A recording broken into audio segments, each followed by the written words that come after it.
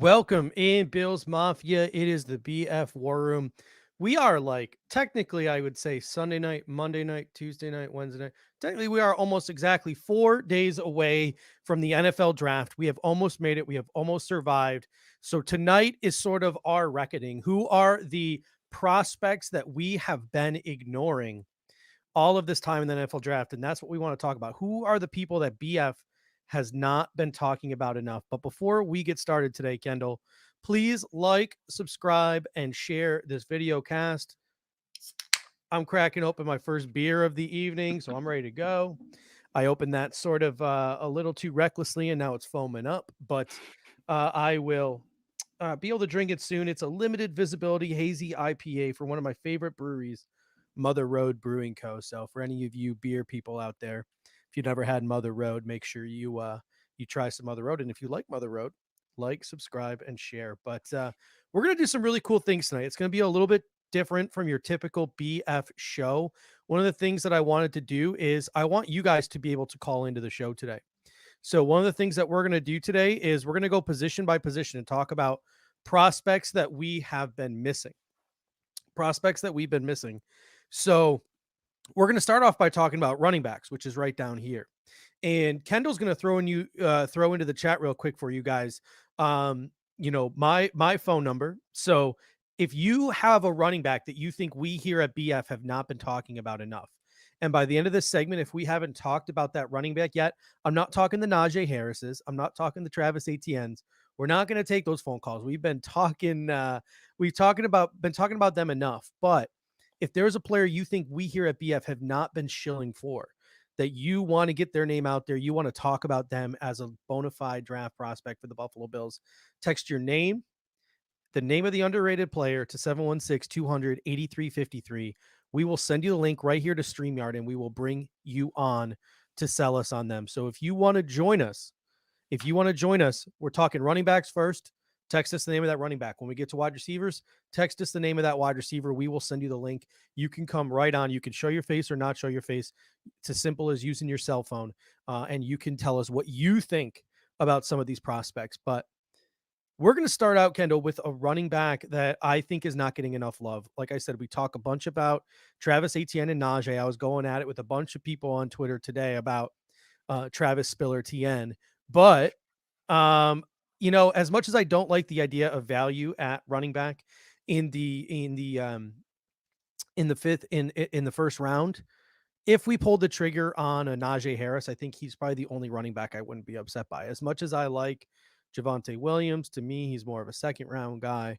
Najee Harris is a complete back. If the Buffalo Bills pulled the trigger on him, I'd be happy. But some of these guys we're not talking about, a guy that gets glossed over on a lot of mock drafts. He always sticks out to me on the draft boards in the second round and the third round. And that is Michael Carter from the University of North Carolina. And he's shown in the picture below there, wearing number 8 for UNC. He is 5'8", 200 pounds. He ran a 4.540, so he's not exactly a burner, but 3.98 short shuttle, 6.81 3-cone. Like, this dude has some short area burst, some short area explosiveness. He had 5.9 yards per carry against stacked or loaded boxes, 71 attempts against those stacked or loaded boxes in college. He's got vision.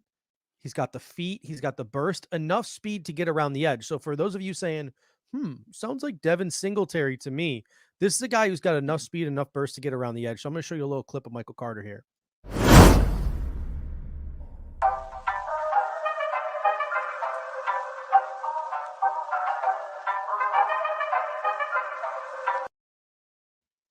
And you'll notice from that clip of Michael Carter, he had the speed to get to that edge. So the Buffalo Bills, we had Nate Geary on, and we were talking with Nate Geary, and he said, hey, one of the biggest issues in the running game outside of obviously the blocking sucking was that the running backs just weren't fast enough to get around the corner, to get around the edge.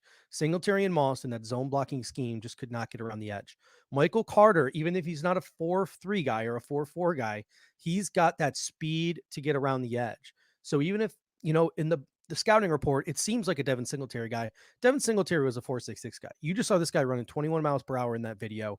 He's a 4.5 guy with explosiveness, and he's a plus pass protector. He's a plus receiver. Rico, when I showed that video, on Twitter said he gave him some Mike Gillislee vibes. What are Mm. your thoughts on Michael Carter? I mean, I'm intrigued by him. I think the thing that set me back with him is the signing of Breida, but really signing Breida shouldn't take anyone off the Mhm. table. But yeah, Michael Carter's a great back. He does a lot of things in the passing game. You saw him really put his neck out there in pass protection at the Senior Bowl, and he had a great foundation of work at the Senior Bowl. I'm pretty sure he might have won MVP if it wasn't Demetric Felton. But yeah, I like what he brings, what he would bring to the running back room because honestly, he is kind of that Devin Singletary with the added ability in the receiving game because we all know how much we're getting upset with Mhm. Singletary and his pass catching. But hey, people can improve. So if we're hedging on that improvement and we're not so sure about Singletary, I really like Carter. I Mhm. really do. And I think the beautiful thing about Carter is the fact that you don't have to take a stab at him in the first round. He could be had in if he falls, maybe the third round. And then it's a really legitimate, like tough decision in the third round. Like someone like Carter sliding into the third round, Mhm. you have to think about it, even though, people in the chat like Matthew Phibbs is saying, I don't even want to focus on running back. Yeah, Mhm. neither do I. But if someone slips, you got to look at it. I think Matt Breida is the of all the running backs I want competition for, I think it's Matt Breida. Like he's on the Hmm. 1-year deal. Hmm. If somebody comes in and gives us that speed trait, you can easily just cut Matt Breida loose, and there's really nothing here for for us to no reason for us to keep him. The second running back I wanted to talk about was Chris Evans from the University of Michigan. This is a guy who has traits for days, but he has absolutely pretty much no college production to show for it. Between opting out and some other things that went on, he just never got a chance to play at Michigan. But this is a guy 4.4 speed at 5'11", 200 pounds, and I'm going to show you a quick video here of Chris Evans. 5 to go. Handoff. It's Evans. Gets a great block. Sideline. Evans. Gets there. Touchdown. 30 yards. I mean, that's a big game. That's a big game that he was playing in there. That was one of the college bowl games against Florida State, who was a very good team at that time, two years ago in that clip. That clip was, original or in in real time, I guess. This is a guy who I think, he might not be an every down running back in the National Football League, Chris Evans. So you're not going to go talk about him being like a day 2 guy. But day 3, once we get into the 5th, 6th, 7th rounds, he's the kind of guy who can come in and yeah, someone said he looks big. He's 5'11", 210 pounds. He's got to come in and compete with Matt Breida right away. And if he doesn't win the job, you can practice squad this guy. He's had so little touches that he's a guy you could put on the practice squad for a year or two, get him those repetitions, get him used to playing football again, and he could be a real bargain for you 1 or 2 years down the road. So I really am a big fan of Chris Evans from the University of Michigan. He's also got some return ability as well. So what are your thoughts on Chris Evans? I actually haven't dug that deep into Chris Evans, but yeah, I looked at him merely because I saw he was at the top of the Mhm. running back boards in terms of their relative athletic score. And I was like, oh, maybe I should look into this guy. And then I saw the production like you were talking about. And it's like, nah, soured on him a little bit. Mhm. But hey, if I looked into him and I mean after that play, it's like, oh yeah, this is a ball of clay that we could work with. But it's interesting because is the investment cost going to match the need? And I think someone like Chris Evans is someone that the Bills could invest in because it doesn't have to be too high for someone that can still contribute as running back 3 Mhm. on this team. So it meets that tipping point. Mhm. The last guy I wanted to talk about before I give you a chance to share some of your guys is this guy that I've seen him play college football before, but I never put 2 and 2 together that he actually had pro potential, and it's Jake Funk from the University of Maryland. This guy, ladies and gentlemen, I'm just gonna show you a video of him. I'm just gonna show you a video of this guy real quick. Gonna get hit and delivered a perfect strike. Second down, Funk. He is in. And I know what you're gonna say after watching that clip. Judge, why the hell are you showing me some video of some Rex Burkhead looking reject? What the hell do I want this guy on the football team for? First of all, like 6th, 7th round pick max. He is really escalating up draft boards. I thought he was a UDFA and he'd be in the UDFA conversations. And he might still, but at his pro day at the University of Maryland, this guy who is 5'10", 205, 4'4", 340, 38-inch vert, 10-foot broad, and he did 22 reps at 225 pounds on the bench rep. This is a guy who's going to be a fourth running back with traits. He's probably a career fourth running back in the NFL with traits, like a Rex Burkhead motherfucker type of guy, like I just mentioned. But he can contribute when needed on offense. Like if guys go down, he could probably contribute for you in a game or two, like a backup quarterback would. But this guy is a fourth running back. Ace special teamer. Let me just show you a video of this motherfucker on special teams. And you're going to want to get funky, Bills Mafia. You're going to want to get funky.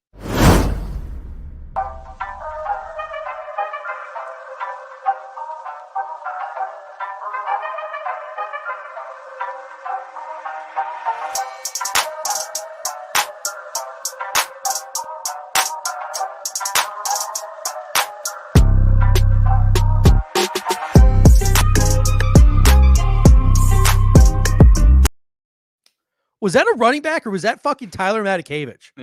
Was that a running back or was that Tyler Matakevich? That dude literally fucking killed a guy.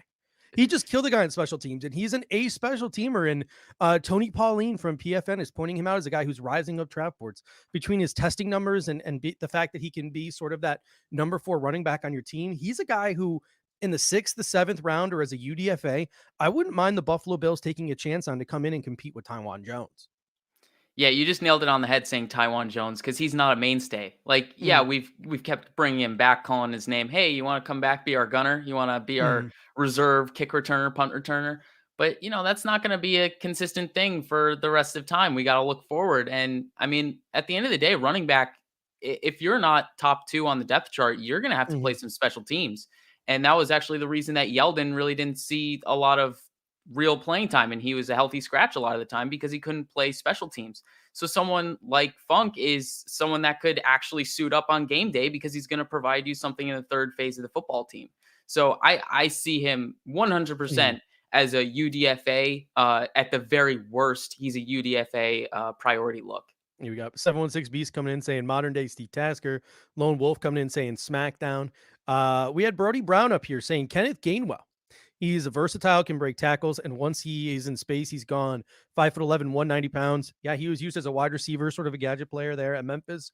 That's your biggest concern with him, is how long it's going to take him to acclimate to the pro game and finding the right spot for him. I get a lot of Jamal Agnew vibes from Kenneth Gainwell, and everyone who watches this show knows how much I love me some Jamal Agnew, who got that Albert Wilson style deal in Jacksonville, 3 years, $21 million.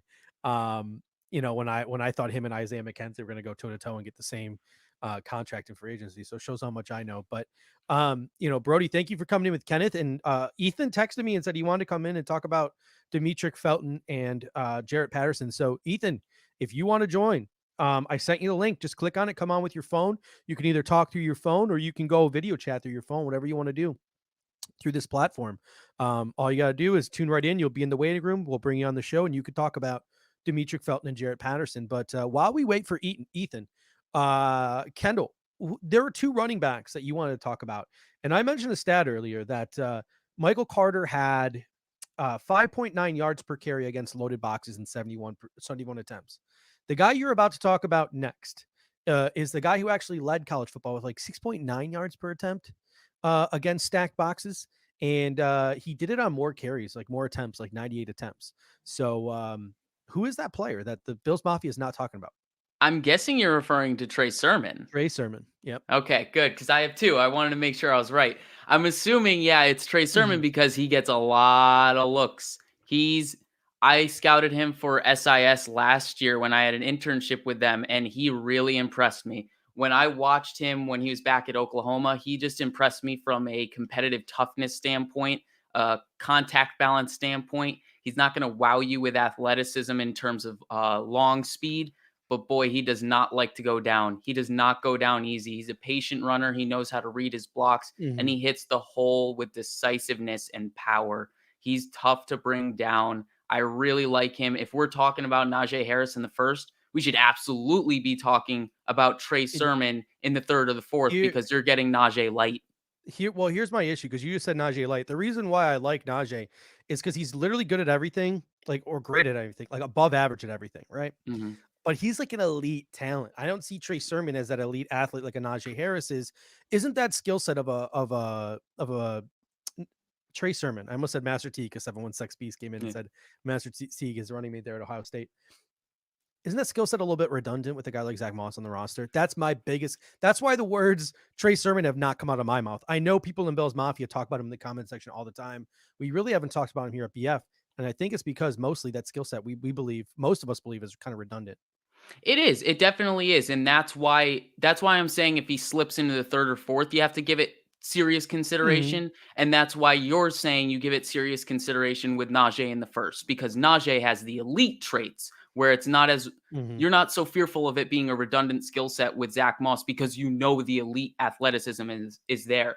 But I mean, Sermon scored a 9.66 on his RAS score. So he's not, he's not What was his bad 40? in What was terms of his an 40 athlete. time?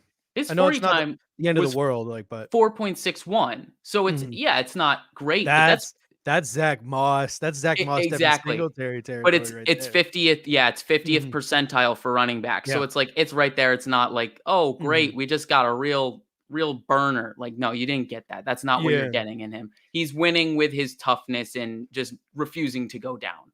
While we wait maybe another minute here to see if Ethan wants to join us or if anyone else wants to join us, the number's right there up the top. A guy you want to talk about. Who's the other name that you had on your list? You had 2 names on your list, I believe. So I put it on Twitter in your thread with the funk talk. Yeah. And I said, everyone's sleeping on my man, Jared Dokes from Cincinnati. Oh, he coming back. Lo and behold, Mr. Dokes comes into the mentions. And you say, when I'm bringing up Jared Dokes, you go, but can he blow someone up on special teams like my man Funk? Yeah. And I say, I can't confirm that. I haven't looked at that on tape. And then Mr. Dokes comes in the mentions and says, yeah, I do. You know what the best part about that is? That's some real Baker Mayfield shit. You didn't It at is. him. You didn't at him. You did not at him at all. You legitimately just wrote his name. So he was clearly searching his name and just seeing what people were saying about him on the internet. That is some Baker Mayfield shit right there, and I love it. That's like the third time that's happened to me this year. It's happened with Darren Hall. It's happened with Paris Ford. Now it's Jared Dokes. It just keeps happening. I love Puka Williams. I think his 40 time, he blew up the 40. I think is going to raise him up some draft boards despite his small stature. What, 5'7", 180, 185. But I love Puka. But I think Puka has a ceiling, and that ceiling is like a scat back, like a Matt Breida. So again, he's Matt Breida competition. So here in the 5th round, if you're in the 6th round, to me, he's a guy that you would bring in kind of like a Khalil Herbert as well. Khalil Herbert's a much bigger version, obviously. But I saw his name mentioned earlier. Puka's a guy that I really like in the late rounds. As a guy who can come in and just 1v1 compete with Matt Breida for that speed role in this backfield. He's a guy who can catch balls out of the backfield. He's a guy you can use on jet sweeps. You can do all those different things with. You can use him as a receiver out of the backfield. So Puka would definitely be really good Matt Breida competition. It is a redundant skill set. He pretty much is a rookie version of Matt Breida, but Matt Breida is on that 1-year deal. So you bring him in and you see who's better. You have that open competition. Worst case scenario, you put him on the practice squad, and you continue to develop a guy like Puka. So I really like Puka. He might go earlier than people think because that 40 time, I think, might get some GMs salivating a little bit. All right, we're going to move on now to wide receivers. So again, Kendall, if you could post that number. Patterson. And I just hit the wrong button. I got ahead of myself a little bit. I got a little excited about some of these guys that we're going to talk about. I've put so many videos in this thing here that I don't know what to do with myself anymore. All right, so I'm going to talk about wide receivers now at this point. So if you want to talk about any of these wide receivers in this class, guys that you don't think we here at BF have been talking about enough. So again, like Jalen Darden, nah. Like Shi Smith, nah. Dax Milk, nah. It's not that kind of night. So text your name, and the name of your underrated player to 716-200-8353, and I will send you the link right here to the platform that we use. You can show your face, not show your face, whatever you want to do, and you can take 1 minute and try to sell us on which wide receiver we're not talking about. But we're going to start with a couple of here real quick. And the first one we're going to start with is a guy named Nico Collins. 6'4", 215 pounds coming out of Michigan, right? And I'm glad Bobby's in the chat because I want to have a conversation with Bobby about this. He's got speed, he's got size, he's got hands, he's got playmaking ability. He can climb the ladder. 4.42 40 time in his pro day at Michigan. long arms. He had a great cone. He's got great vertical numbers. I'm going to show you a video of Nico Collins real quick, and then I'm going to ask you a question. And it might be this take might be a little too hot, and that's why I want to get Bobby's opinion after I show you this clip of Nico Collins here. Patterson in the corner. Patterson, Nico Collins. Oh, what a catch! Touchdown, Michigan. Nico Collins went up and just got it. And the Wolverines get 6. Wow. Wow. First, this ball is thrown perfectly, but watch Collins' late hands. Wide receivers, that's... All right, so the reason why I wanted Bobby here in the chat section, 6'4", 215 pounds. You see that ability to climb the ladder. You see that 40 time of a 4.42. Is Nico Collins this year's Chase Claypool? And I want Bobby. I need Bobby to comment in the comment section. And I want you guys in the comment section to tell me, like, is Nico Collins this year's Chase Claypool? But what are your thoughts on Nico Collins, regardless of whether he's this year's Chase Claypool or not? He's not being talked about enough. I think I remember Gabe Davis is probably the reason why he's not talked about a lot. Yeah, for the Bills, but I think generally, on a national scale, I don't think he's being talked about enough because I kind of forgot about him. And then going into the Senior Bowl, they started talking about him as, the wide receiver to look at the Senior Bowl. And I was like, oh, wow. Yeah, this guy's really good. Why haven't we been talking about him more as, the upper echelon, the top 2 tiers of wide receivers? But I mean, after watching him at the Senior Bowl, he seems very polished. And you talk about his athletic profile, like, that lends itself to great things. And then you throw in the technical skills that he has from a route running standpoint and the way his catch radius and how he high points the ball, contested catches, all that stuff. If he's there in the second round and we didn't go wide receiver, the board falls a certain way. We feel good about the edges in the third round. We didn't take one early kind of thing. Absolutely. We keep talking about this whole thing with Emmanuel Sanders and Cole Beasley not being a consistent thing going forward for this team. We need to have a youthful injection into the wide receiver room. So that's one of those guys. A couple of things, Bobby. First of all, I need you to do some research before Thursday, and I need your thoughts, Bobby. And by chance comes in and says, I like Josh Palmer better. I know Josh Palmer's your dude. Talk about Josh Palmer a little. I know you've talked about him a little bit, so technically BF has talked about Josh Palmer, but get a little bit of Josh Palmer talking there because this dude is another guy who athletic traits for days, who was underutilized at Tennessee, who might blow up once he gets to the National Football League. Yeah, so like across the board, when you look at his testing numbers, he's pretty much above average on every single testing number relative to his position. The only one he's lower than 50th percentile is his vertical, and that's still at the 48th percentile. So it's nothing detrimental. He's an above average athlete. But when I watch him on tape and when I watched his Senior Bowl one-on-ones, this dude just doesn't have a weakness to his game. He's just so well-rounded. He can go up. He has that catch radius. He can high point the ball. He has good suddenness in his route running. It seems like he's already a rather polished route runner for someone that comes from an offense that really didn't even do a hell of a lot of passing. And then you look at it in his body of work and it's like, yeah, he's probably being pushed down boards because of that lack of production. But I mean, when your team is only throwing the ball for 200 yards a game, if he's getting 40 to 50 yards a game, that's a quarter of the sample. Yeah. And there are some people in the comment section just rattling off your list here, Kendall. So we're going to wow. By chance says, can someone put some respect on Dez Fitzpatrick's name? I saw him at the Senior Bowl and he didn't impress me. He didn't wow me. And that's why I've never really been on the Dez Fitzpatrick train. But talk about Dez Fitzpatrick a little bit. And then we're going to get to your guy, Trey Walker, after that. Because the comment section is just listing off all your dudes right now. They're on my board. Dez Fitzpatrick is definitely someone we haven't talked about a lot. And yeah, watching his Senior Bowl, it's a little upsetting because here's the thing. When you look at him, you go, okay, this guy's a 4-year starter at Louisville. And we know the kind of quarterbacks at Louisville. He started his freshman year with Lamar Jackson. So he's not getting like a ton of passing game volume. But he's never been lower than the second highest receiving total on his team in the 4 years he's been a starter. So that's not great considering his highest total is 800 yards in a season. I think that was either last year or 2019. But he's getting good production at a school that isn't really passing a hell of a lot, kind of similar to the Josh Palmer argument. he's making the best of what he Mhm. has. He's a tall, long wide receiver. He's fast and he has good Mhm. explosion and he has really good releases. And I think he has good suddenness to his route running. Yeah. He has like good technical ability and how to get open, like little nuances to his route running.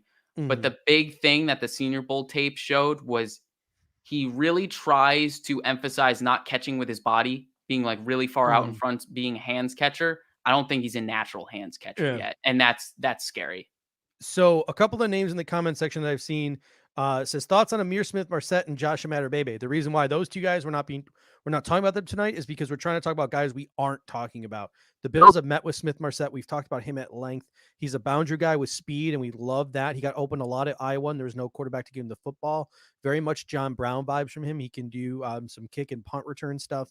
He can also do the jet sweep stuff. Smith Marset is most definitely on the Bills board in round 3 to 5. Josh Bebe, you have comped to Eric Moulds, that small school guy. He's not really small school at Illinois, but I guess you can call Yeah. Illinois a small school. For a Big Ten, it's small For a Big school. Ten, it's small. It's them and Rutgers. They don't fit in. But he's a guy who can jump out of the building and has absolutely ridiculous athletic profile. And then someone mentioned Dwayne Estridge, who's another guy. The Bills were at the his pro day watching him. I will say this about Estridge because we have talked about him a lot. Former cornerback, slot receiver, kick returner, punt return, flex. Played in the MAC, so I love him. I think he's in play at 61. I I think don't. Dwayne Estridge. I think Dwayne Estridge is rising up boards, and he's in play at 61. Bobby coming in talking about Frank Darby, my boy here from Yeah, you ASU. got The yeah. Raz King won't like him, but Gabe Davis had a similar Raz. I always liked Frank Darby at Arizona State, but I never thought of him more as than a number 4, number 5 receiver in the National Football League, a guy who will play the slot in a 4 wide receiver set and contribute on special teams. So I like Frank Darby, and the Bills have met with Frank Darby. I wouldn't touch Frank Darby with a 10-foot pole until the 6th round. Like that's Yeah. just me. In terms of Frank Darby, someone mentioned Jonathan Abrams Jr. He's a guy I wouldn't mind as a UDFA from Arkansas State. He's got a really good athletic profile. Des Newsom, the Bills have talked to. Jamon Osmond is a guy from Texas Tech. Doesn't get a lot of love. Again, I'd prefer him more in the 6th, 7th UDFA range. Simi Fioco is a freak for his size. We've Mhm. talked about him a little bit. But there's another guy I want to talk about. And this is your guy. I stole this guy from you because I didn't like him that much at the Senior Bowl. I wasn't impressed with him at the Senior Bowl for the most part in the game. Because here's my problem is I didn't pay too much attention to practice. So by chance it's like, oh, Fitzpatrick was beating everyone in one-on-ones. I honestly only watched the game and wasn't paying too much attention to practice other Mhm. than like reading cliff notes from people.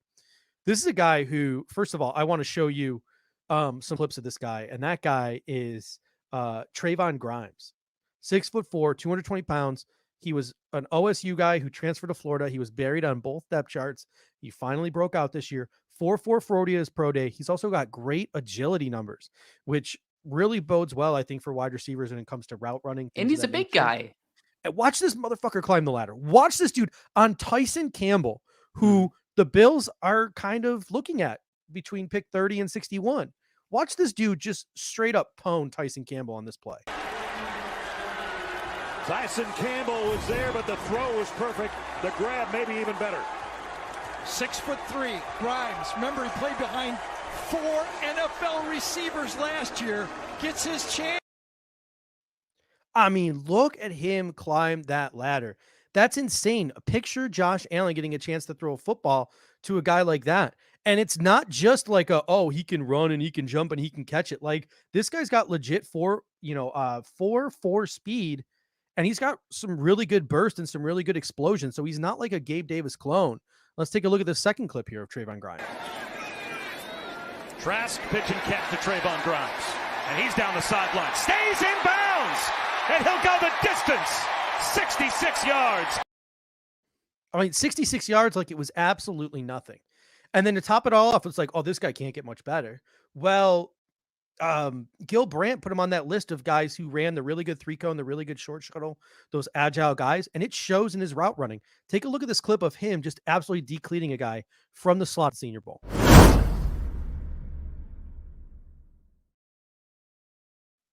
I believe that might have been Ifedu Melanfonwu, that he just legitimately, he legitimately just put on the ground. Like, so Trevon Grimes is a guy that I know that you are super high on. Talk about Trevon Grimes a little bit. Yeah, no, I stumbled upon him watching one-on-ones at the Senior Bowl, and I was just like, I love this guy's competitive toughness. There's something about how he plays. You can see that he plays with that chip on his shoulder being buried on depth charts. He has something to prove, and he proves it every single snap. My glasses just fogged up watching him. My glasses just fogged up. He's that good. He's on fire. He's fogging up Judge's glasses. No, but really, Trevon Grimes, I think he's the reason he's being pushed down boards, he's not being talked about, is because he's always behind someone better, someone flashier, someone that's just, making him irrelevant. But he's not. He's very relevant. When I watched him, I really did see him as, oh, this is the guy no one's going to hear of, and then the Bills are going to draft him, and it's going to be the Gabe Davis kind of treatment. I'm not saying he's the same type of player, but he's the same type of guy who just kind of like flies under the radar, and then once he hits the NFL, it's like, oh, he's real. Pierre wants to see that play from the Senior Bowl again. I think it is Melon Fonwu. So let's double check and see the corner that he's just absolutely decleating.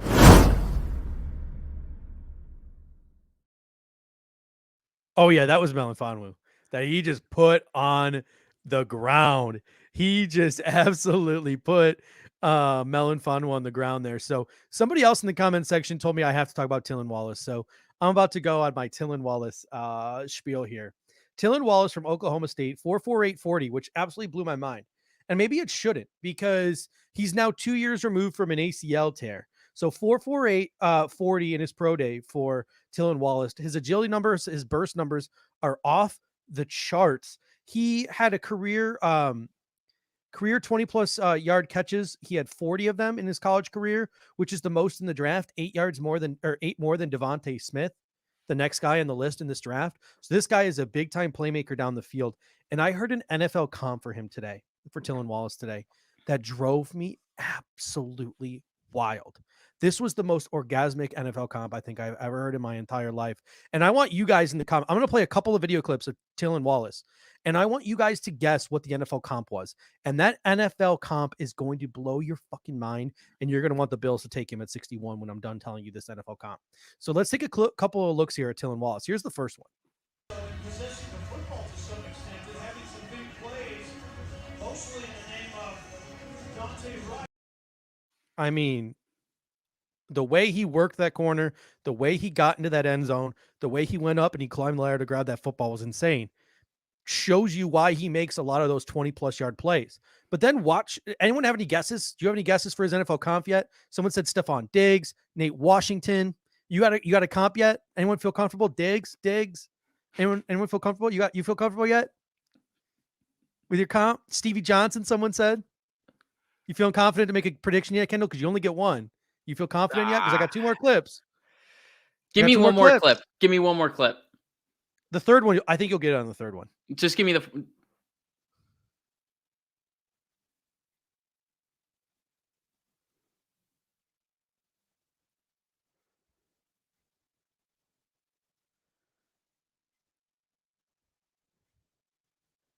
I mean, catching that short, I didn't realize there's no volume on that one, so that was a little anticlimactic, but just absolutely truck sticking motherfuckers on his way to the end zone, taking that ball like 50, 60 plus yards into the end zone, breaking tackles left and right. Anyone else in the comment section?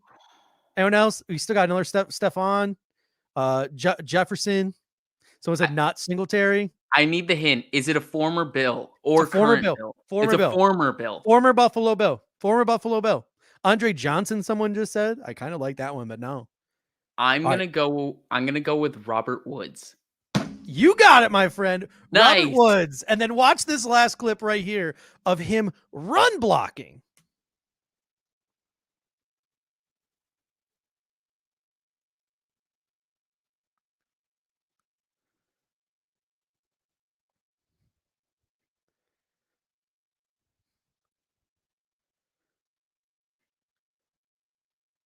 Again, no volume makes that pretty anticlimactic. I apologize for that. But Robert Woods, when I heard that, it blew my mind.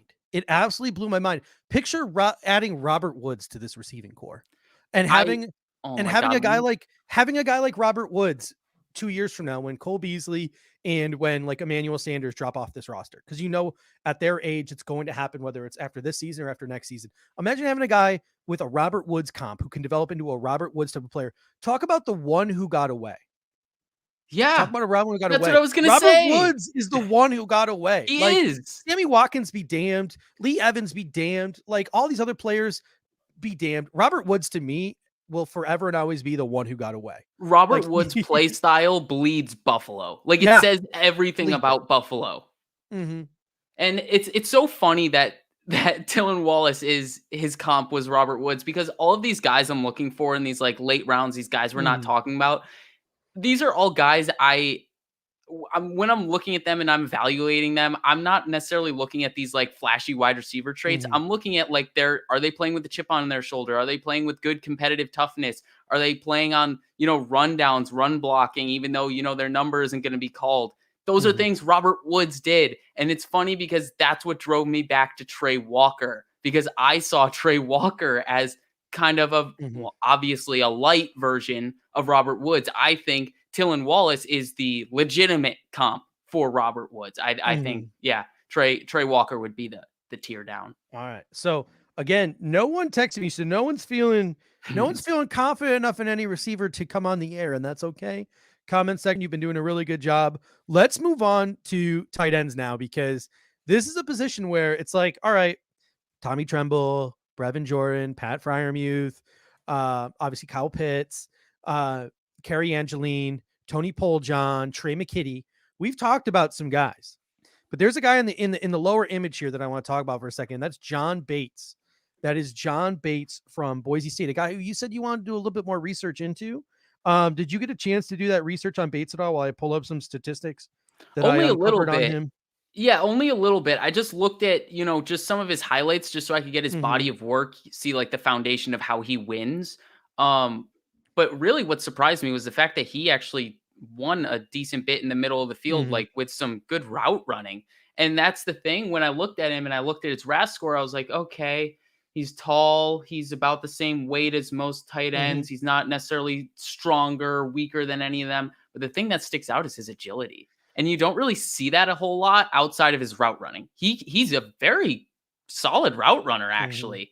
And his RAS score supports that. However, the one downside is once he gets the ball in his hand, that agility kind of goes out the window. He's just a straight line runner. He's going to get you what's there, and that's it. He's falling forward. So here's Ben Fennell, from, I believe he works for Pro Football Focus, but here's his sort of synopsis of John Bates's game. 6'5", 260, long balanced athlete, efficient inline blocker, which is what caught my eye. Soft hands, big catch radius, special teams ace, which is another thing that caught my eye. Here's the last one that caught my eye. Track background. And then he tweeted all of that synopsis of John Bates with this video clip right here of him just trucking people in the running game. So let's just take a nice little look at John Bates from Boise State with that beautiful blue field, that beautiful blue turf, just smoking some people in the run game.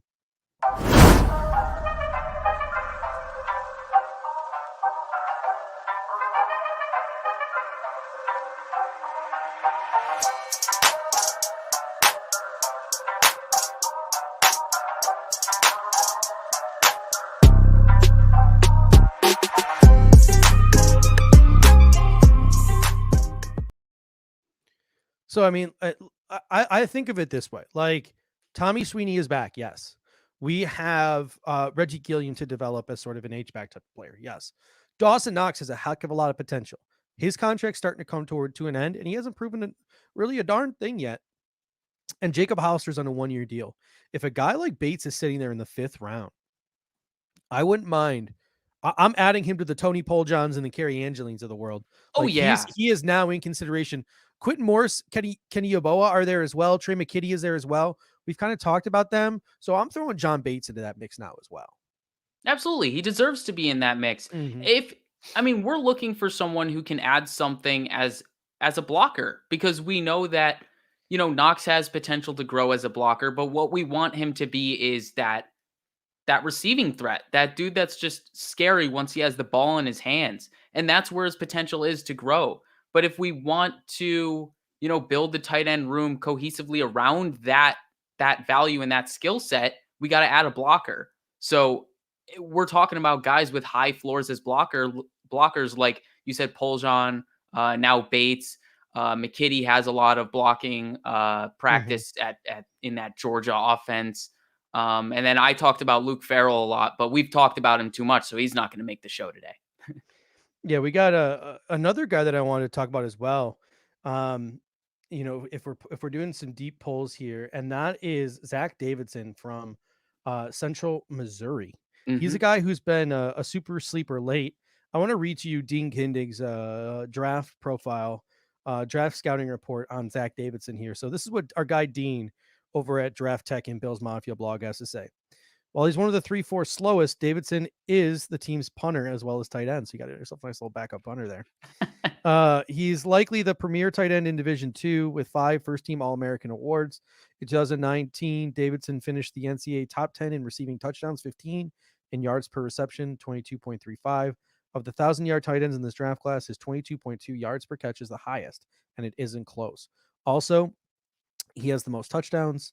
Also, the most touchdowns per reception. In 2020, Davidson broke out as a pass catcher, 40 receptions in 13 games for a whopping 894 yards. That's the 22 plus yards per reception, with 15 touchdowns, including an 80-yard long. I only have a couple of clips of Davidson here, and I understand that he is a Division III guy, and you have to take that into account. But if you're in the 6th or the 7th round and you're the Buffalo Bills, and a guy like Zach Davidson is sitting there, he's a guy you can think about bringing in, seeing if like his special teams ability, you can roster him early, and if not, practice squatting him and developing him into something. Because when you draft a D3 guy, the guy needs to stick out. And this guy was averaging 22 yards per catch, getting 1,000-yard seasons. He was getting 15 touchdowns per season. He was sticking out. He was a man amongst boys in Division III, and these 2 clips here show it.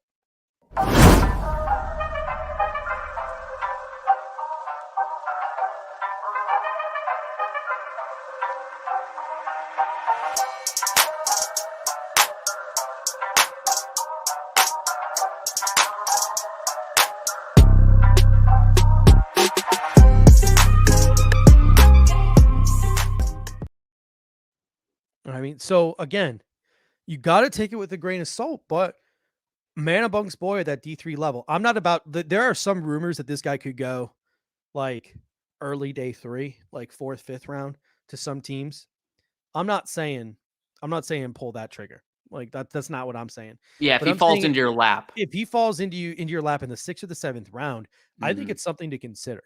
Yeah, it's interesting because he's more of a receiver, as you can see from the highlights. And yeah, I mean, I just made the argument to say that we should go for a blocker, but I mean, the tight end position is, kind of getting flexed out more and more out into the slot. So you can make the argument, especially with how pass happy the Bills are, maybe they're looking to find someone that's going to threaten teams down the seam more than they are someone inline blocking, because maybe they feel more comfortable with Gilliam going forward in that capacity.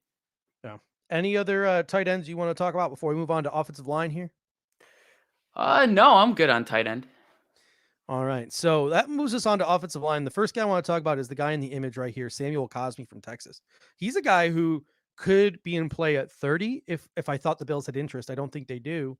All the way up to 61. So Samuel Cosmi is a guy who's going to go in that 30 to 61 range. Dan Morgan was at Texas's pro day to look at Joseph Osai. Who knows? Maybe he was also there to take a look at a guy like Samuel Cosmi. Let me show you some clips of what Samuel Cosmi can do on the football field, because remember, we're one play away from like Bobby Hart being a starting tackle on his football team. So as much as we might not think tackle is a need, I think tackle is a huge need. A guy you can develop to one day replace Darrell Williams, a guy who can maybe play on the interior early. I don't know how much Cosmi can do that. And last but not least, a guy who's just there in case somebody gets hurt. So Samuel Cosmi, because of his lack of maybe interior flex, is a little bit maybe further down the Bills board. But here's some really good clips of him and what he brings to the table as an offensive tackle, having played in the Big 12 with Sam Ehlinger for the last couple of years in that spread offense with Tom Herman.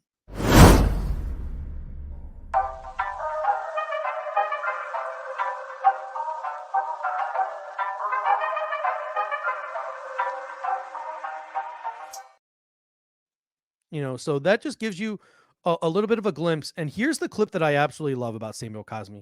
You want to talk about a badass dude, a smart dude. I want to show you this next clip of him just literally blocking two guys. So I believe it's Oklahoma State or Oklahoma is going to try to run a stunt on Samuel Cosme here.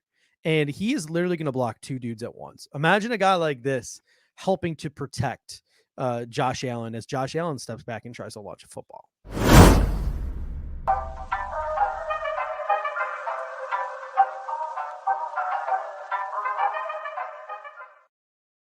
I mean, so you literally see him read and react to that stunt, take the guy who's going inside, notice the guy coming on the outside, get his arm out, and still manage to get his hand on the guy coming on the outside in that stunt. So Samuel Cosme is a guy that we're not talking about when we talk about the Dylan Raduns. We talked about Dylan Raduns. We talked about Liam Eichenberg. We talked about Jalen Mayfield. We talked about Jackson Carman. We've talked about Spencer Brown. If I wanted to throw another name out there, I could probably throw out Stone Forsythe from Florida, the 6'8", 315-pound right tackle, as a guy we haven't talked about. But Samuel Cosme is a guy who, listen, I'm not saying he's on the Bills' radar, but if the Bills took him at 30, if the Bills took him at 61, not saying they will, if they pull the trigger, it wouldn't shock me. Zach asked if he'll be a play at 93. Not a shot in hell. Not a shot now. Yeah, that dude is that dude is fringe first, second round pick. Yeah.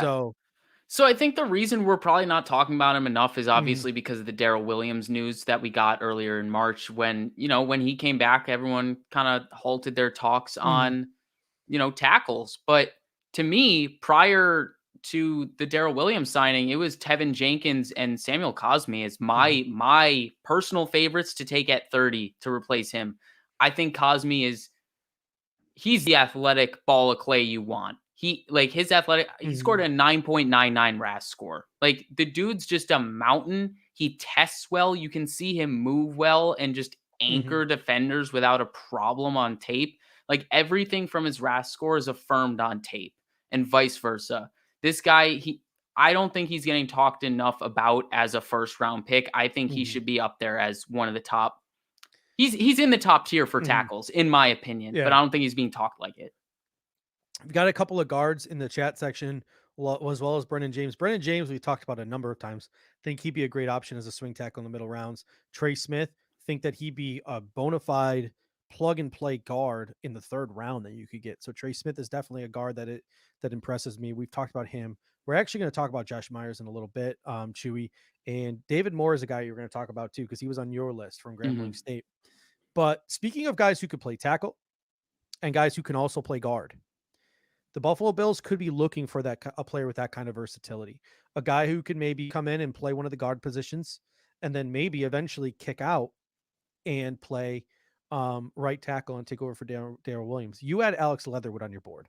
I personally am not a big fan of Alex Leatherwood as a tackle. That's why I've just never really talked about him too much. I just think he's just like, he's a guard. He's a guy. I have a third round grade on him, but what are your thoughts on Alex Leatherwood as a guy who, if Darrell Williams gets hurt, could play right tackle, but sure as heck could compete and be a guard early on? Yeah, I think that's a little harsh to say that he's a third round guy. I think it'd be shocking to see him fall. I mean, your evaluation is your evaluation, and what I'm about to say is that it'd be shocking for him to fall past the second round. And I think most of that is really just the positional value of offensive tackle, and teams are going to take a stab at it because he played at Alabama and he's an offensive tackle. But yeah, the argument with him is the argument you made about Tevin Jenkins on, I believe, yesterday's show, saying, we want someone to test the guard spots, Cody Ford and John Feliciano. We want someone to test them. Iron sharpens iron. But at the same time, we also need someone to be swing tackle in case Dawkins or Williams gets hurt. And I think it's the same argument for Leatherwood as it is for Jenkins. I think Jenkins is probably the more attractive prospect because he's more fun to watch on tape, in all honesty. But I think Leatherwood's right there. I don't like him the same way other people do. And I'm honestly probably closer to you on that spectrum of how much I like him to, not so much. But hey, if he's there, with our pick at 61, I don't see why not, because it fills those two needs that we were talking about, the swing tackle and competition at guard. Yeah. The last one I want to talk about too, this is a guy who It wouldn't shock me if someone uses a first rounder on him. It wouldn't shock me if that team is the Buffalo Bills. I don't know if he'll be there at 61. This is a guy we might have to trade up for. But we had Dean on this show a couple of weeks ago, Dean Kingdig from Draft Tech and the Bills Mafia blog, and he was talking about how Doug Majewski, the Bills West Coast scout, was at BYU, and we talked about some of the BYU prospects, Matt Bushman, and Dax Milne. Brady Christensen is an offensive tackle who razzed off the charts, like a 9 RAS score. Mm-hmm. And this is a guy who could come in early in his career and play guard and then could legitimately be a left tackle or a right tackle in the NFL. I want to show a couple of clips of Brady Christensen here for the people to see the caliber of football player that Brady Christensen is and what he can bring to our football team. He's a tackle in these clips because he played left tackle at BYU. But I feel like in watching him in these clips, you can get a sense of what he would be capable of as a guard early on before he kicks out to tackle when we sort of phase out Darrell Williams.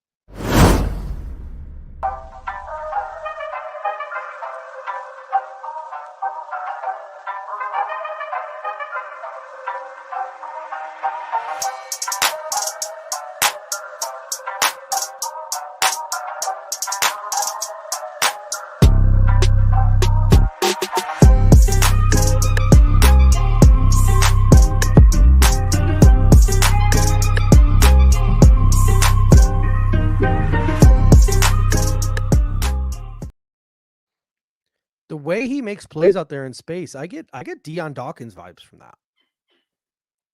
No, I see that. And I think it's the same argument with the whole guard competition, swing tackle backup plan built into his game. It's the same kind of thing. And I think the thing that sticks out for Christensen for me, I would like to address that. But the thing that sticks out for me with Christensen is he played with Zach Wilson, who's known for his improvisational style. And that's how Josh plays. If he can hold up in pass protection with someone, running around with their head cut off in the backfield like Josh does sometimes, I like to know that he's good at pass blocking and holding up in a mobile type of scenario. So, that bodes well for what our offense is. Yeah, I mean, and Bobby said a swing tackle at 61.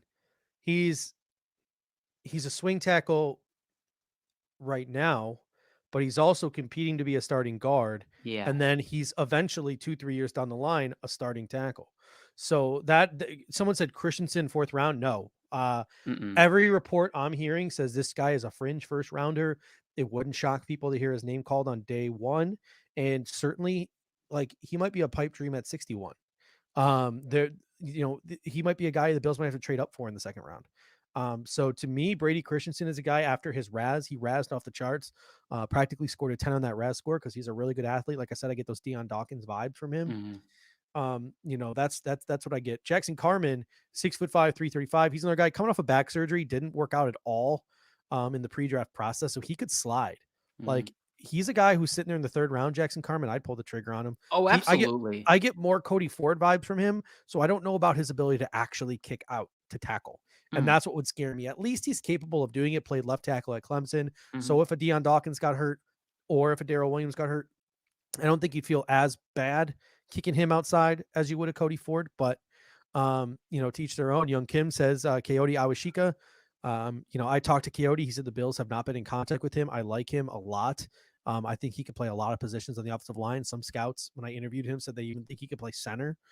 So he's almost like 5-position versatile in that. But when I was scouting Brady Christensen or when I was looking into Brady Christensen, there's another guard at BYU named Tristan Hodge, who is getting a lot of late round consideration at about 6'5", 305. And I want to play a little bit of tape of Tristan Hodge because I get a little bit of Wyatt Teller vibes. I feel like this is a guy who could be a Wyatt Teller type of player in the later rounds of the draft. So I want to play a couple of clips here of Tristan Hodge because Doug Majewski, the Bills West Coast scout, was out there at the BYU Pro Day.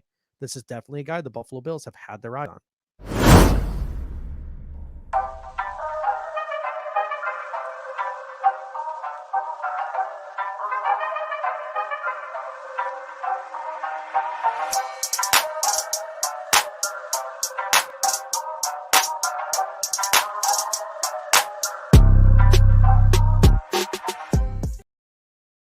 I think my favorite clip there of Tristan Hodge was there was no one to block, so he just went and found somebody and knocked him on his ass. This is a guy who's agile in pass protection. This is a guy who clearly can road grade in the run blocking. side of things. So Tristan Hodge, I think, is another name to keep your eye on at guard. But earlier, Chewy Baca was talking about Josh Myers.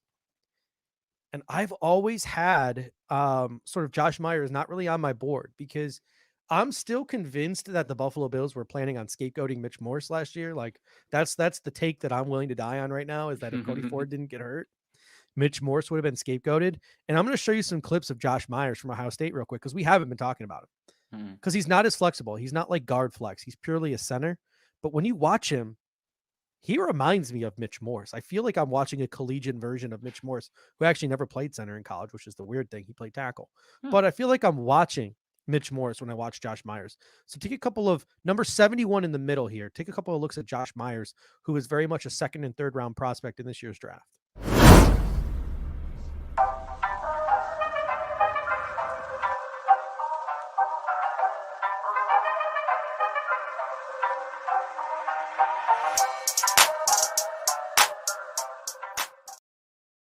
So again, not a lot of clips there, but you see him get out in space. You see him seal guys in the run game. You see him in pass protection, super aware.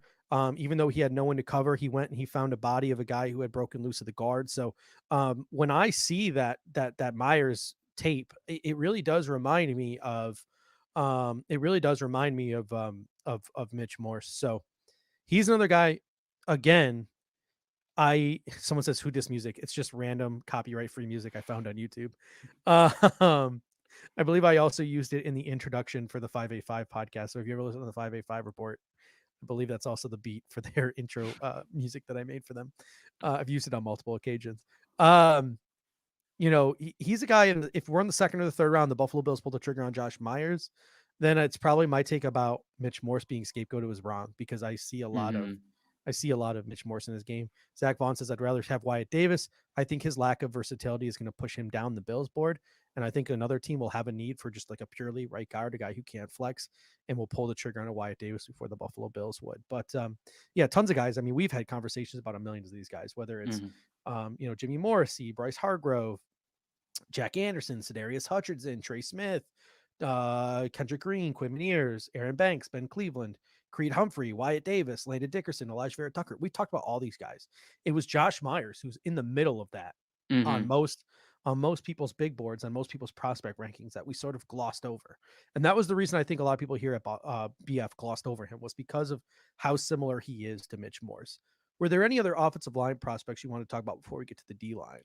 The only one I had was David Moore from Grambling State. He was slightly above average in terms of his RAS score, so he's athletic, and it's not going to be detrimental to him that he played at a lower level at Grambling State, because that's the argument. It's like, oh, is he sticking out like a man amongst boys, like you were saying with Zach Davidson? And he really does. And his RAS score being above average tells you that's a bit of the same. The big thing that jumps out is he's only 6'1".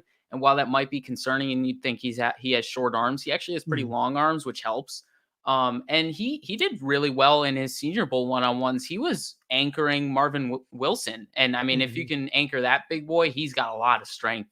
So that bodes well for David Moore's game. And I think even more, David Moore can play center or guard, which is obviously something we covet. Yeah, By Chance brings up Drake Jackson. Lone Wolf brings up Josh Ball. Those are both guys we talked about in our Gems of the Draft episode a couple of weeks ago. That's why they definitely wouldn't. They didn't pop up on a show like this. Josh Ball did have a DV incident at Florida. He was accused of beating his girlfriend. He ended up leaving the program there, ended up at Marshall. So was never charged or anything like that, and then went on to play at Marshall. So who knows whether he's on the Bills board or not. But he does have that checkered incident in his past. Bobby says Spencer Brown by $1 billion. The reason why I didn't have Spencer Brown on this list is because, again, Spencer Brown is the guy we've talked to death. Ask Casey Reed about Spencer Brown. So we're trying to find guys that maybe BF has missed throughout this process. And that's going to lead us to a guy that, Rico talks about. I talked about early, and then I kind of went away from him. And that's Ronnie Perkins. I want to show you two sets of clips here from Ronnie Perkins. And if you want to get excited about a defensive end in this draft, one that we haven't typically talked about, and you want to talk about a guy who has upside to be a player in this league that makes an impact from the edge position, I have two clips for you. The first is of Ronnie Perkins rushing the passer, and the second is of Ronnie Perkins playing the run. And he was the only player in college football last year that's draft eligible that scored a 90 plus.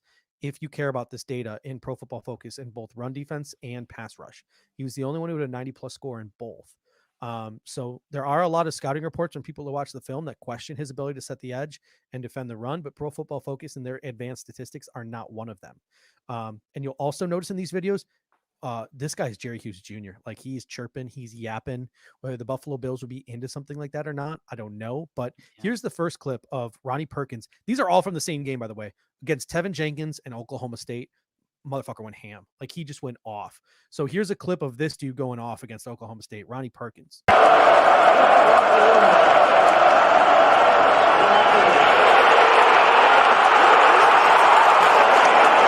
the pressure is Ronnie Perkins.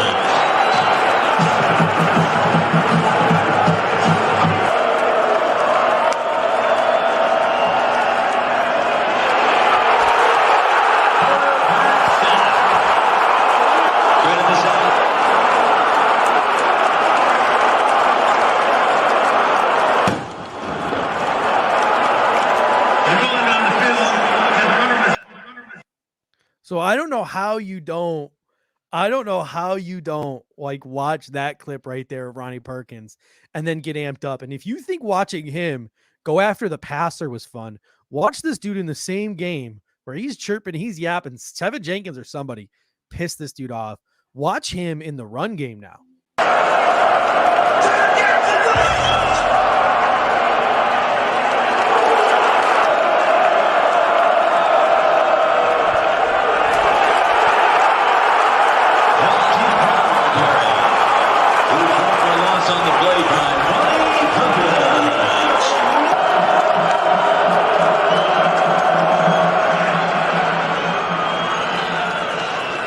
Goes to I only have one thing like to say about that. Like literally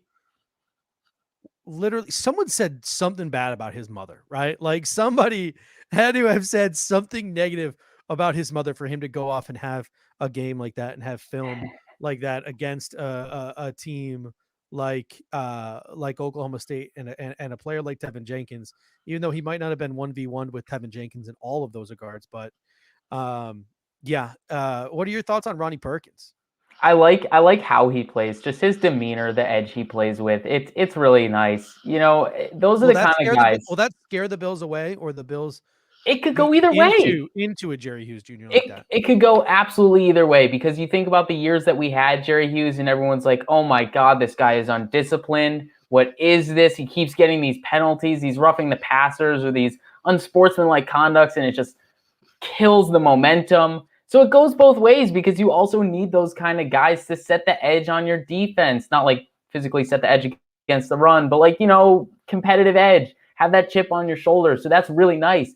But yeah, Bobby brings it up. My only concern about him, actually I have two. One of my concerns about him is his size. Like he's 6'2", and he's only 253.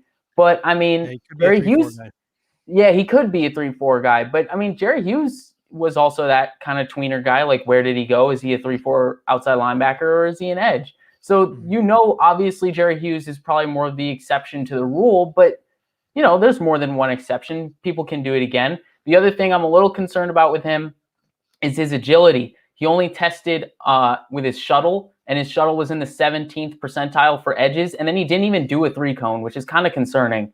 I think Math Bomb talked about it when he was on with Rico, saying 3-cone is the drill to look at when you're talking about edges. Yeah. And if an edge doesn't do a 3-cone, hey, that's kind of suspicious. Like, why are you opting not to do that?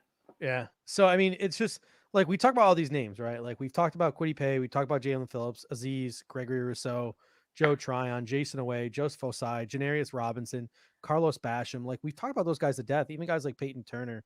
We've talked about them a lot. It's Ronnie Perkins and a guy that you wanted to talk about, Hamilcar, that I'm very familiar with. Hamilcar Rashad from Pac-12 is my life. True. I love the Pac. You're a West Coast guy now too. Now nothing is better than Pac-12 after dark. Hamilcar is another guy who I think is a 34 guy at 6'3", 254 pounds, but he was your guy. Hamilcar Rashad. Talk about him a little bit. So that's the thing. He's probably not being talked about by us because he's a 3-4 guy. At the end of the day, he probably is a 3-4 guy. But I brought him up because we aren't talking about him. So he's the guy that I wanted to bring up. The argument about bringing him up for the Buffalo Bills, obviously he might not be a fit. However, we're looking at guys like Joe Tryon and Joseph Osai, who I think can definitely play 4-3 hand in the dirt defensive end. But they have parts of their game that lend itself to being, valuable outside linebackers with edge rushing ability and can drop into coverage in a pinch. And I think Hamilcar Rashed is one of those guys. He can do that. He can do multiple things. I saw him playing the slot, like guarding tight ends on some plays. Or it is kind of a badass name. Another one on my all name first team. But yeah, he does a lot of different things on that defense. But the thing that pops is his 2019 production. He had 15 sacks in 2019 and 17 hurries. So really, like, the only thing is that a fluke, or is that something he can, keep consistent and have sustainable success moving forward? But I think his athleticism, his body of work, he's someone that could be molded into a 4-3 kind of role. If he puts a little bit more weight on his frame, he's someone that, he could play 4-3. It's just a bit of a stretch. It's someone I would really only prefer to take a shot at probably in the 5th round at the earliest. But he's an interesting guy. He would fit other teams really well. And that's why I think, like, for the Bills, he might be a guy who's like, the 5th round, let's take a shot. But for other teams who run a 34, like the Baltimore Ravens or something like that, he might be a guy who's on the board in the 2nd or even the 3rd round. So I think his stock was higher in years previous. I think his stock has gone down over the years, which is obviously never a good thing for a player. But it should be interesting. A bunch of names being listed here. Let's go into defensive tackle a little bit. We talked about Levi O. We've talked about Christian Barrymore. Milton Williams, I've mentioned a couple of times. Davion Nixon, we brought up a couple of times. Obviously, Tyler Shelvin, Aleem McNeil are brought up to death. Jay Tufele and Marlon Tuipulotu from USC are guys I think we've talked about enough. Everyone, I think, at this point knows how much I love Jay Tufele. Marvin Wilson, we've talked about. Kyrie Zonga, Tedderell Slayton, Bobby Brown. These are all guys that we've talked about to death, even like guys like Naquan Jones. You have a guy in Jonathan Marshall you want to talk about. But before that, I want to talk about a guy from Ohio State, another guy from Ohio State who, like, is in the middle of this, right? Like, we talk about Christian Barrymore all the time. We talk about Shelvin and McNeil and all these players, Tufele, all the time. We don't mention a guy that Pierre loves in Tommy Togiai from Ohio State. So let me show you a couple of clips of Tommy Togiai, a one-tech space eater who's got the athleticism like a Tyler Shelvin, like an Aleem McNeil, like a Jay Tufele, like a Marvin Wilson, to also play that one tech or to play the 3-tech as well, or at least be a more athletic running mate for Ed Oliver than Starlo Delele is. So let me show you a couple clips of Togiai. And for whoever didn't like the background music, my generic background music that I chose, I'm sorry, but you're going to get it again. I think it's like 30 seconds. It's like 30 seconds. Cover your ears. I apologize.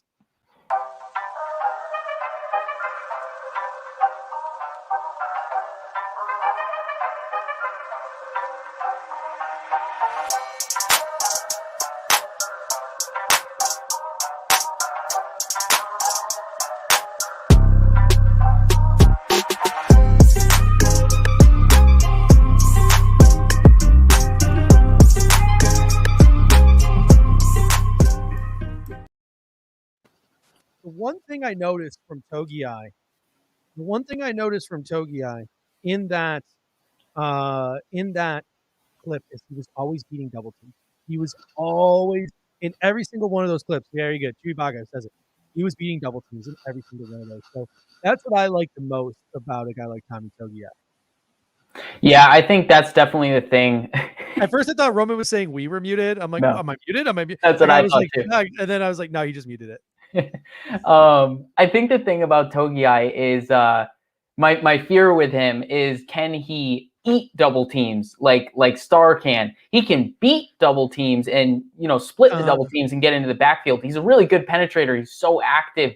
He's just very competitive. You can see him just working like his motor overdrive all the time. But I'm concerned about his build and his strength to just anchor two guys at once like Star does, and everyone's like, oh, Star sucks because he's not getting any push, but he's doing what he needs to do. So that's my only concern with Togiai. I see him as more of a 3-tech leaning defensive tackle, but definitely has 1-tech abilities. I just think because he's so good as a disruptor and a penetrator through that interior offensive line, I see him a little bit more as a 3-tech. But overall, I like him as a prospect.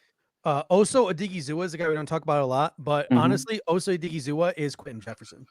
Like anyone who sees Osa Odigizua play, like that dude is Quentin Jefferson. Malik Herring is like Malik Jefferson light, a guy you can probably get later on who's very much a 3-tech. You all know Dave loves Forrest Merrill. That's why we don't bring up Forrest Merrill either. Ombre Lob, like I apologize if you don't think we talk about Kyrie Zonga enough. It's probably because someone wants us to talk about Tyler Shelvin so much. That's probably why. I didn't know you had it in your heart, Ombre Lob, to love I didn't either. Anyone other than Tyler Shelvin. So, yeah, this is news to us. Honestly, we're glad to hear you're broadening your horizons in terms of big fatties. This is like one of those people who like join a cult and they have to be deprogrammed. Like they started Ombre Lob's deprogramming of Tyler Shelvin with Kyrie's Tonga tape. Like that's how they started the deprogramming. Yeah, he's been drinking the Kool-Aid on Tyler Shelvin since late February. Got to get it out of his system. Oh man. Talk about Jonathan Marshall, because he's a guy who also goes under the radar. He's 3-tech. He's 3-tech, right? He's very much a 3-tech, or am I wrong in that assessment? I think his play style is 3-tech. I think his potential is 1-tech. That's the only reason I keep bringing him up. So this dude is strong as hell. He's he got a 9.99 on his RAS, and that's the only reason I actually even looked into him. I'm like, who the hell is this guy? He got a 9.99 RAS score. He's a defensive tackle, so I look into him, and he's kind of heavy. So I'm like, okay, does he have 1-tech potential? And then I turn on his tape, and he's kind of like I was describing Togiai, where he's just penetrating gaps and just disrupting the backfield a lot, which isn't a true 1-tech who's just supposed to eat up blockers. So that's my concern with him. However, when I watched him play against Alabama, I saw more of that eating up blockers tendency and the ability for him to just anchor those two blockers at once. And when I saw him eating the double team of Deontay Brown and Landon Dickerson, my eyes went wide. I was like, this guy has potential at 1-tech, and TDN has him going like borderline undrafted. I don't know if that's going to be the case. I think his pro day is going to be too much to ignore. It's just he's going to be probably at worst a 5th round pick because of his pro day. And I would love to be, if the Bills still haven't addressed 1-tech and we're going into day 3 and he's there with one of our 5th round picks, I wouldn't hate it at all. I would love it. I really would. But obviously, hey, Ombre Lob says it. Tyler Shelvin is my favorite. I would probably take Shelvin over Marshall. It would have to be a specific kind of board for me to really want Marshall, because I think he's more of a projection for what you want him to be at 1-tech. Let's shift over now to linebackers we're not talking about. And honestly, we've pretty much stopped talking about linebackers after Matt Milano resigned. We went out and we signed 2 other sort of fringe roster players, and Adams and the other guy's name who I always keep blanking on. Is this twice now? We got from the Raiders. Markel Lee? Yeah. This is your second time. This is the second time now I blanked on him. He's going to make the roster now. He's going to make the roster now just to spite me. But, we've talked plenty. We talked plenty about linebackers before Matt Milano re-signed. But even when we were talking about those linebackers, some names slipped by. Like Cameron McGrone, we never really talked about. But then these other 2 guys, this is turning into the Ohio State show here, but Baron Browning and Pete Werner are 2 guys. When we were talking about Chaz Stroud, when we were talking about Jabril Cox, Jamin Davis, all these guys, we weren't talking about them. And if you're considering Jabril Cox still a possibility of the Buffalo Bills, if you're considering Jamin Davis still a possibility of the Buffalo Bills, obviously Zaven Collins and Jeremiah Owusu-Koramoah are different breeds. But if you're still of the inkling that the Buffalo Bills could add another true linebacker relatively early, Baron Browning and Pete Werner are 2 guys, even when we were talking about linebackers, weren't talking about these 2 guys. And these are 2 guys that I think could both be. Pete Werner, according to Jim Nagy who directs the Senior Bowl, the Reese Senior Bowl, thinks Pete Werner could be a 1st round pick. And this dude gives me Matt Milano vibes. I'm going to pull up a little bit of it. It's a Jim Nagy breakdown of Pete Werner, and I get massive Matt Milano vibes watching him play football. Linebacker position, you go to Ohio State, Pete Werner, maybe the most underrated off-the-ball linebacker in this year's class. Extremely versatile, can cover, can stay on the field all 3 downs. Again, talking to teams, there's a lot of teams that have him in the late 1st round, so somewhere in that mid-20 to 32 range would not surprise me one bit if Pete Werner finds himself going. So, I mean, he's another guy, and you saw him in the clip there covering a tight end. It was zone coverage. He ended up moving off him and onto the corner. But Pete Warner is a guy who can go sideline to sideline. He can give you a little bit of flexibility, at the linebacker position. And I had one more comment. Oh, I didn't have a chance to post this video, but there's another one. It's just a highlight reel of Pete Warner blowing up running backs on like A gap and B gap blitzes. So it's just Pete Warner blitzing either from the edge or an A gap or the B gap and just knocking running backs on their ass. Like he has a real tendency to do that, kind of like Matt Milano does. One of them was Travis Etienne. I didn't have a chance to post it, unfortunately, but he's a guy that I really enjoy. Another guy is Baron Browning, his running mate there at Ohio State. And here's some clips of Baron Browning and what he did for that Ohio State defense. And again, I think the shitty music is in here again. So Roman, here.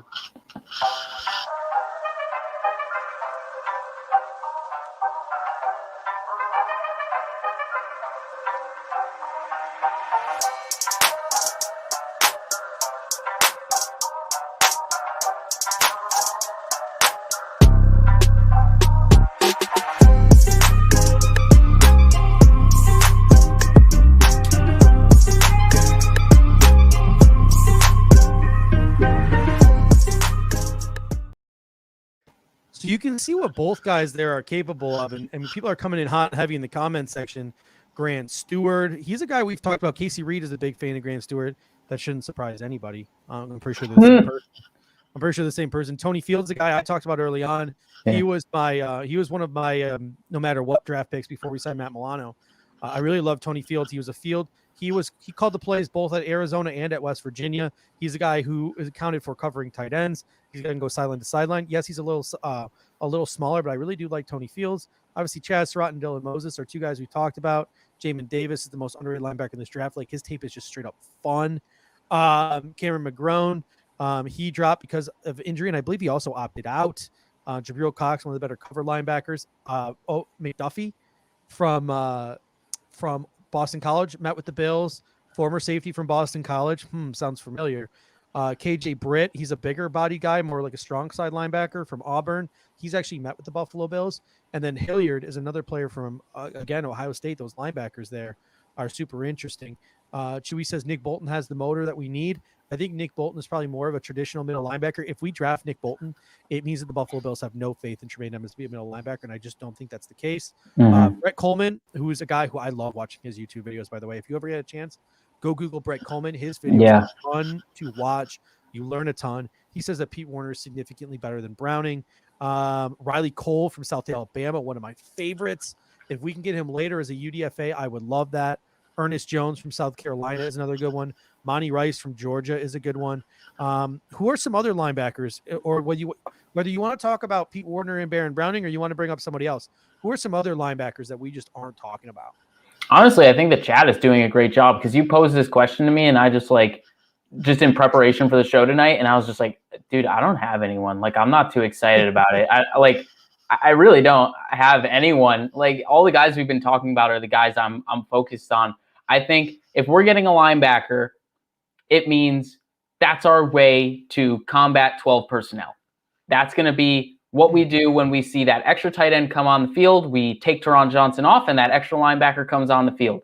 And I think Baron Browning and Pete Warner are both two guys that can absolutely fill that role for this team. They're both athletic enough to cover tight ends. And hell, if we don't want them to cover tight ends, we can stick them in the box and make Milano the guy that covers tight ends, or Edmonds the guy that covers tight ends, whichever one it is. The point is, there's a chance for us to put 3 linebackers on this roster and have 2 of those 3 guard tight ends and keep the other one in the box to guard against the run.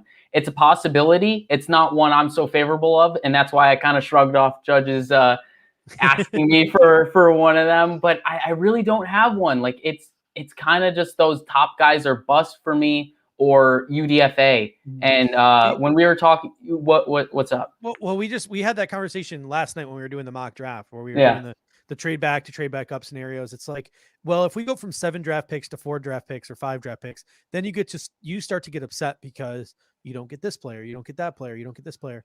If we go and draft an off the ball linebacker, like not a Zaven Collins type or not a Charles Snowden type, I think Charles Snowden is sort of like a later round version of what we would want to do with a Zaven Collins filling that Lorenzo Alexander role. Because I know David Kane mentioned Charles Snowden. If we go and take an off the ball linebacker, yes, that's fun. And yes, we probably, in all reality, might actually need one, especially if the Bills have a use for it and all that stuff. But it takes away from a corner. It takes away from a big nickel. It takes away from a wide receiver. It takes away from a tight end or an offensive tackle or an offensive guard. And then you just leave yourself, like you leave the draft feeling a little bit let down because we drafted that position. That's probably the wrong way of thinking because these are some really fucking good football players. Yeah, and that's the cost benefit analysis. Yeah, Dude. yeah. It's like, because if it is truly best player available, we're gonna take the position, even though the NFL, the modern NFL, is moving towards a passing game, and you don't need to have 3 linebackers out on the field. The tight end position is getting more valuable, and we need to find a way to combat that and be able to guard that. So maybe that means a linebacker, maybe that means a bigger box safety like Jamie and Sherwood, who we've been talking about. But either way, there's a different way that we're going to have to evolve this defense. Yeah. And that's just one of those ways that it might be, but it's going to come down to the cost benefit analysis of, the opportunity cost that we're missing out on at those other positions. Yeah. So let's transition now to DBs. DBs we aren't talking about. I go through the list of DBs, and I apologize. I didn't have time to pull. I had time to find the videos and download them. I didn't have enough time to upload them into our platform here. So I don't have any videos on the DBs. So Roman, it saves you from having to listen to some of that music. But we've talked to death about Caleb Farley, Patrick Surtain, J.C. Horn, Greg Newsome, Eric Stokes, Asante Samuel, Ifeatu Melifonwu, Elijah Molden, Paulson Adebo, Terrell Williams, Tyson Campbell, Ambry Thomas, Israel Mukumu. We've talked about these guys, Thomas Graham, Elijah Griffin, Rodarius Williams, Avery Williams, Brian Mills, Keith Taylor. We've talked about all these guys. These are the 3 guys that we have avoided talking about or haven't talked about as much. Benjamin St. Juste from Minnesota, 6'3", 200 pounds, sort of a safety, boundary corner, nickel corner, like what is he type of guy, who really impressed some people at the Senior Bowl with his size. Aaron Robinson from Central Florida, who's also got boundary nickel safety flex at 5'11", 190. And last but not least, Kelvin Joseph, the redshirt sophomore from Kentucky, transferred from LSU, 6'1", 191 pounds. I put him in the Tyson Campbell athleticism for days category, but not exactly a refined football player. So between Kelvin Joseph, Benjamin St. Juste, and Aaron Robinson, do you really have any opinion on these football players? I'd rather take a stab at St. Juste just because of the length and potential for versatility. I think the thing that rules it out, Joseph has some character issues, right? Kelvin, I don't actually know why he left LSU, but he left LSU for Kentucky, and he has played all of the games at Kentucky. So that's the only thing. He's fine. Yeah, that's the only thing that would sour me on Joseph and just like the fit with the team. Yeah, it's like how many corners like him? I'm thinking back, like the Jerrion Conleys of the world. Yeah.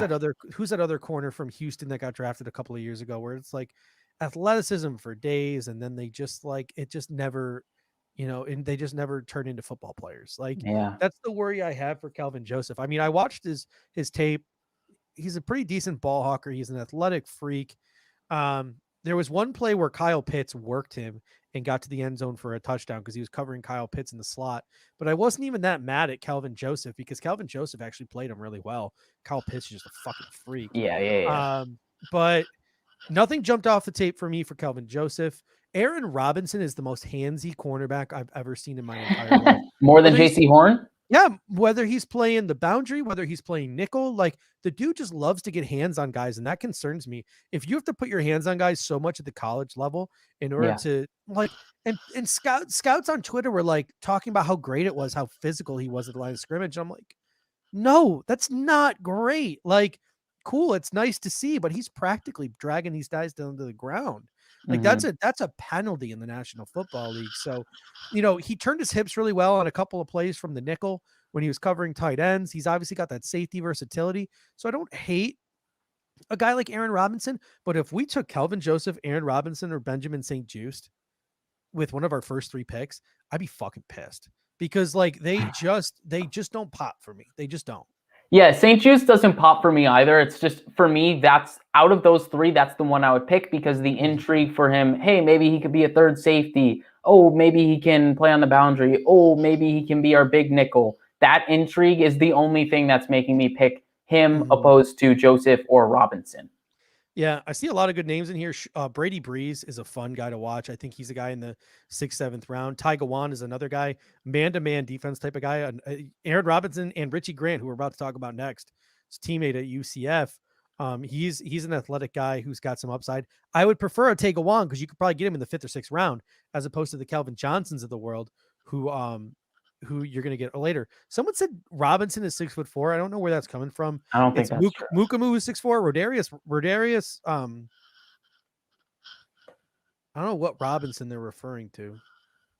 Aaron Robinson's 5'11", but Brady Breeze, Sean Wade would be nice. A guy who was an elite like high school prospect. He had that foot injury, all that stuff. Got burned on the boundary. He could come in, be a nickelback, a safety, you can get in the middle rounds. Elijah Griffin, good boundary guy. Keith Taylor, a big body boundary guy. Richard Wildgoose, a guy we've talked about. Nickel corner, Shaker Brown, a very aggressive player from Michigan State, kind of like Aaron Robinson, a little too aggressive in my opinion. Paulson Adebo, a good boundary corner. So there are some guys that you guys are talking about that. Yeah, it's right on. I'm not digging Kerry Vincent Jr. from LSU either. I just don't like what I see from him. Avery Williams is one we talk about a ton. Yeah, we love him. Future nickelback kick return. Trey Brown had a really good Senior Bowl. He's a nickel guy that the Buffalo Bills could consider. So, yeah, there's a tons of corners, some ones we definitely didn't get a chance to. Those were just the 3 early on that stuck out to me the most.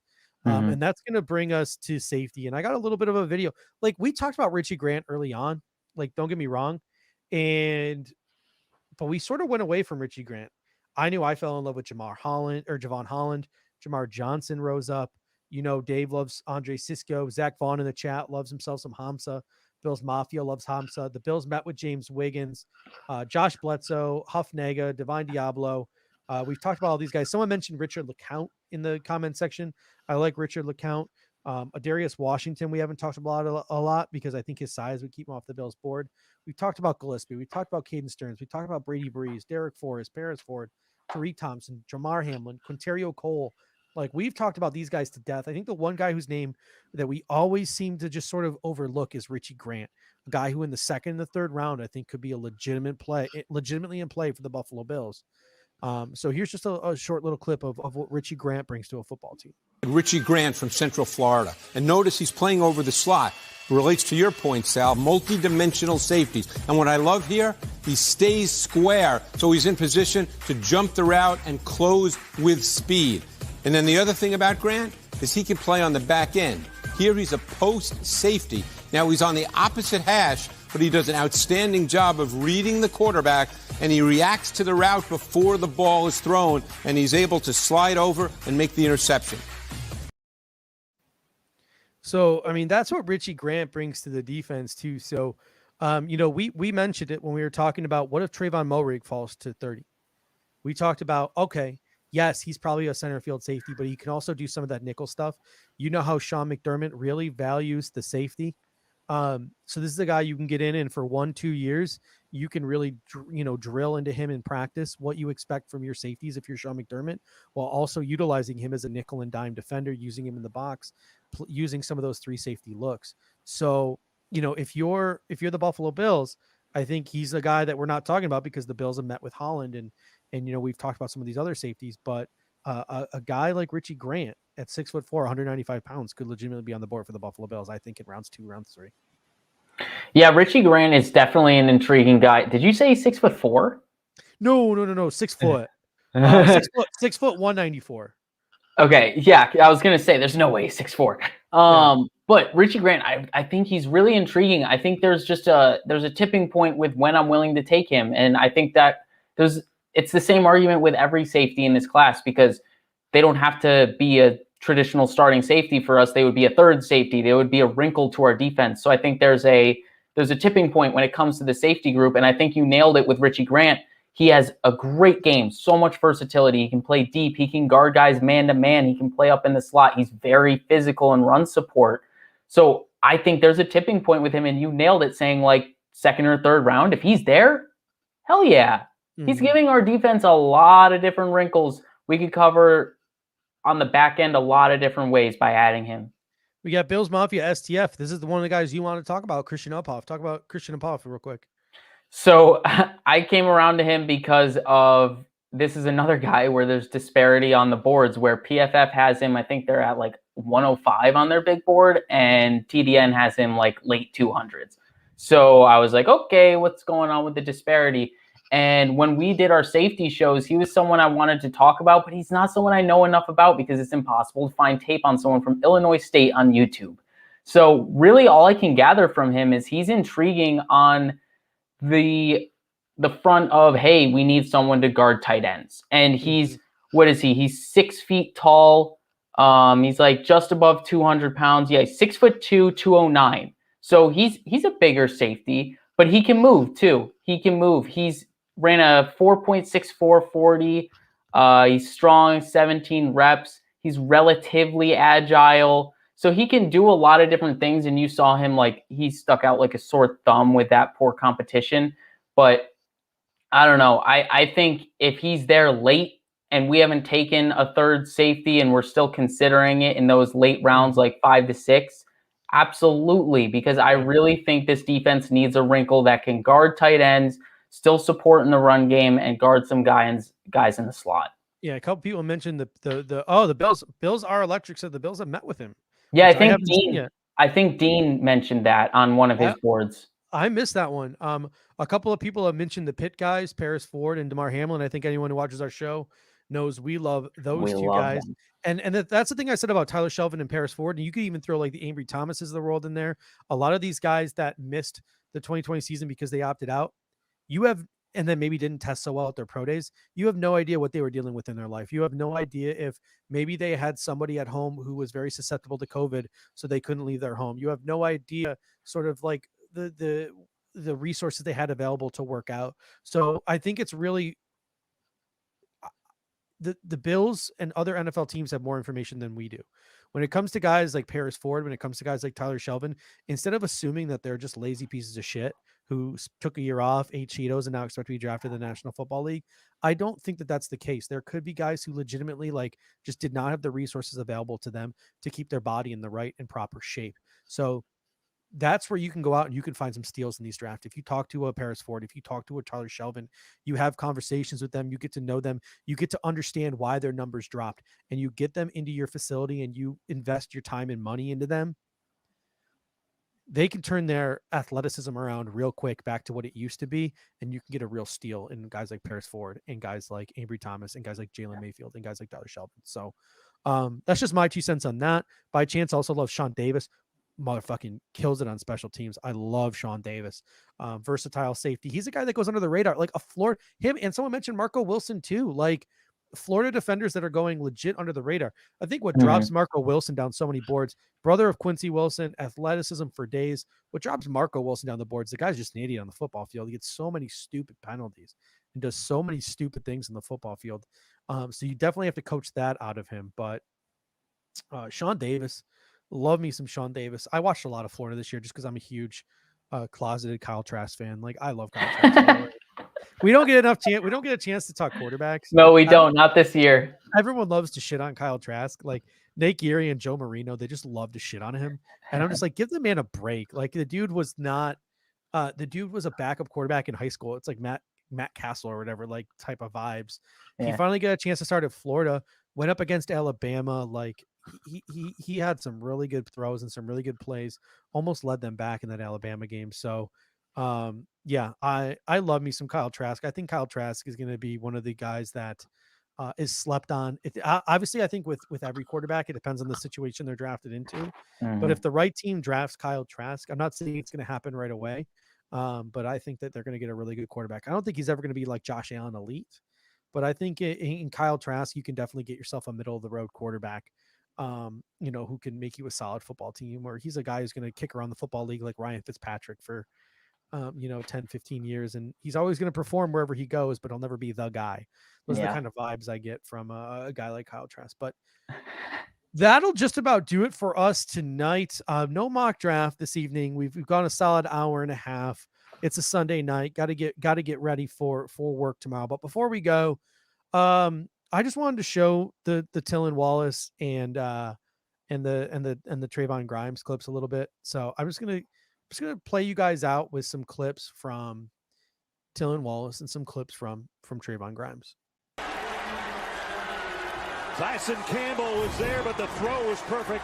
The grab maybe even better. 6'3", Grimes. Remember, he played behind 4 NFL receivers last year. Gets his chance. Possessing the football to some extent and having some big plays, mostly in the name of Dante Wright. Man, All right. the way they both just high pointed those footballs, and the way Tylan ran that sluggo, oof. And it is tempting to walk away from 137 live viewers right now. It really is, ladies and gentlemen. But that will do it for this evening. Please, before you go, please smash that like. We would really appreciate it. Really helps us with the algorithm. And stick with us this week. The Bills guys are the air raid hour. The air raid hour is going to be live tomorrow night from 8 to 11. We're going 3 full hours. You're going to have Rico on Tuesday. You're going to have Bot on Wednesday.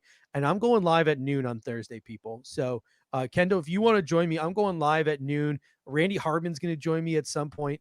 And then we're going to bring out the big boys for the draft. It's going to be me, Tilt Money. It's going to be Rico, Kevin Garrard, Draft Diamonds, Dan Mitchell.